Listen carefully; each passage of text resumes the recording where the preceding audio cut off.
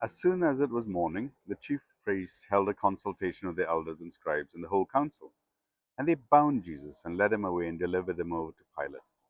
And Pilate asked him, "Are you the king of the Jews?" And he answered them, "You have said so."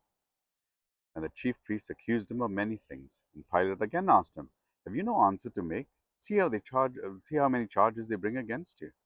But Jesus made no further answers. So Pilate was amazed. Now at the feast he used to release for them one prisoner for whom they asked. And among the rebels in prison, who had committed murders in the insurrection, there was a man called Barabbas. And the crowd came up and began to ask Pilate to do as he usually did for them.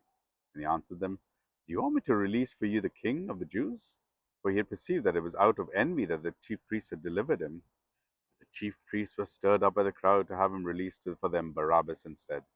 And Pilate again said to them, "Then what shall I do with the man you call the king of the Jews?" They cried out again, "Crucify him." And Pilate said to them, "Why? What evil has he done?" They shouted all the more, "Crucify him." So Pilate, wishing to satisfy the crowd, released for them Barabbas, and having scourged Jesus, he delivered him to be crucified. And the soldiers led him away inside the palace, that is, the governor's headquarters. And they called together the whole battalion. They clothed him in a purple cloak, twisted together a crown of thorns. They put it on him, and they began to salute him. "Hail, King of the Jews!" And they were striking his head with a reed, and spitting on him, kneeling down in homage to him.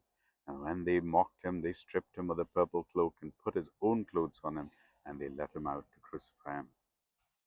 And they compelled a passerby, a Simon of Cyrene, who was coming in from the country, father of Alexander and Rufus, to carry his cross. And they brought him up to the place called Golgotha, which means place of a skull. And they offered him wine mixed with myrrh, but he did not take it. And they crucified him, divided his garments among them, casting lots for them, and to decide what each should take. And it was the third hour when they crucified him. And the inscription on the charge against him read, "The King of the Jews." And with him they crucified two robbers, one to his right, one to his left. And those who passed by derided him, wagging their heads and saying, "Ah, you who destroyed the temple and rebuild it in 3 days, save yourself. Come down from the cross." So also the chief priests with the scribes mocked him to one another, saying, "He saved others. He cannot save himself. Let the Christ, the King of Israel, come down from the cross, that we may see and believe." Those who were crucified with him also reviled him.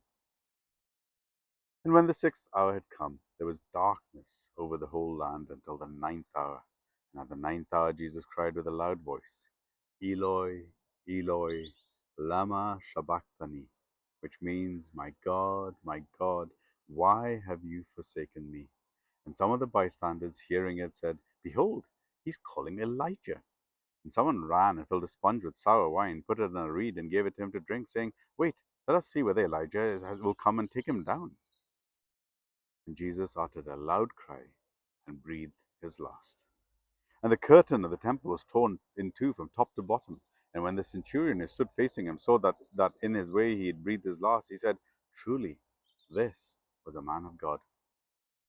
There were also women looking on from a distance, among whom were Mary Magdalene and Mary, the mother of James the younger, and of Joseph and Salome. While he was in Galilee, they followed him and ministered to him, and there were also many other women who came up with him to Jerusalem.